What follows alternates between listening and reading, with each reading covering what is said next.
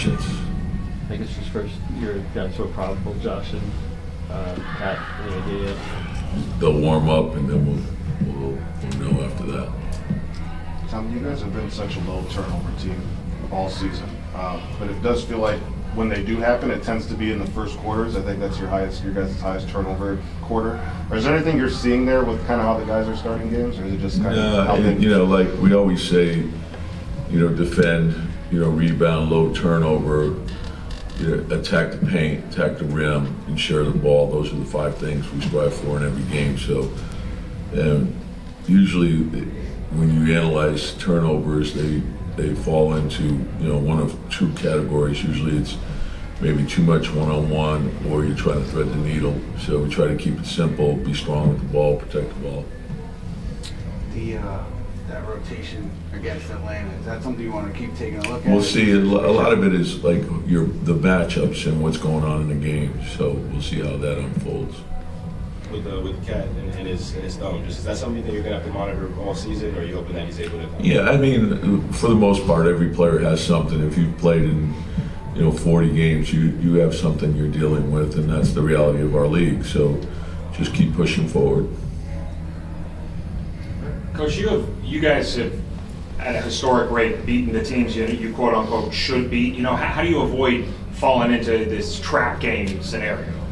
Well, I'm not a believer in the should win a game, but I would tell our guys all the time, you can't get here without being a great player. Everyone's capable of beating you, so you have to understand what goes into winning and how you prepare, and you never want to change your approach. It's everyone talks about the will to win. It's really the will to prepare to win, because if you don't do that, you take shortcuts. Usually that's when you fall, and there's a lot of variables in this league in terms of where you are in your schedule, and where they are. Do they have multiple days of rest? Do you have a guy out?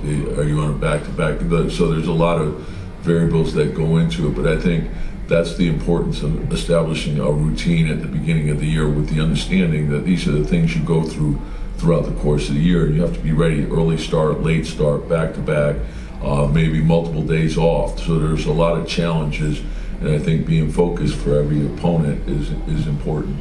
How has your defense evolved, specifically with Cat guarding the pick and rolls and where you want him to be? Well, it's not just Cat, and that's the hard thing. And I think what we're all looking at in the league is, you have multiple pick and roll players, and then you have some guys that you're going to be up with because of what their skill set is. So you may be blitzing a certain player, you may be in a drop, you may be in a switch, depending upon who's on the floor with them. You may be in a blitz, depending upon who's on the floor with them. So we're going to have to be good in all of those areas, because you need them all over the course of the season, and based on who your opponent is.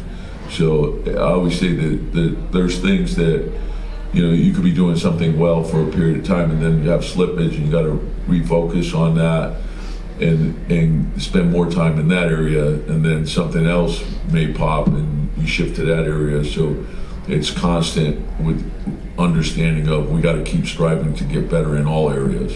Tom, you guys have a lot of fans no matter where you play, because of New Yorkers, but here it's like it could be 3/4 of your fans because of proximity, because it's a lot less expensive than the Garden, frankly. And a lot of people like to come here. Is that weird or cool to play in a place where you're the home team and you're not? Well, I think it's unique for New York, and as you mentioned, it's not just here. It seems when we do play here, we obviously have a lot of fans, and we have a great fan base, and they're all over the country, and so they support the team, and we have great appreciation for that, and we want to give them something that they can be proud of. So I know you're not watching these guys every day, but just in terms of what you've seen, how do you think Jordy has done with the group so far? Great. Everyone has different challenges. He's a terrific coach and a great guy, so I think he's done a really good job. They've had a lot of moving parts that are seasoned. They're a tough team, and he's done a really good job with them. He's done a good job with everywhere he's been. He's been around a lot of great coaches, so he's terrific. A couple more. When Mikal was obviously here in Brooklyn, he was the #1 option. He was taking more shots. How do you think he's adjusted to being not that role with you guys? Yeah, and I think all players have different roles. I think on every team, you have to ask everyone to sacrifice for the betterment of the team. So, and that's what I respect about Mikal. I think in Phoenix, they had a lot of success, and he sort of, he found his way there.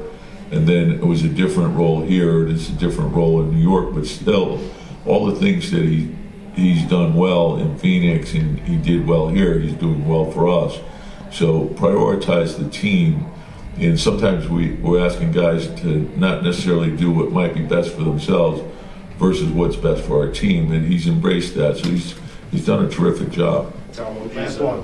are you liking the shots that you're seeing OG take for the last couple months? His three-point efficiency's been down. So. Yeah, just the game tells you you got to shoot the open ones, and I know we're at the end of the year. I know where he'll be. Just as long as they're good shots, open, don't hesitate. He's a terrific shooter. All right, thanks, Coach. Yep.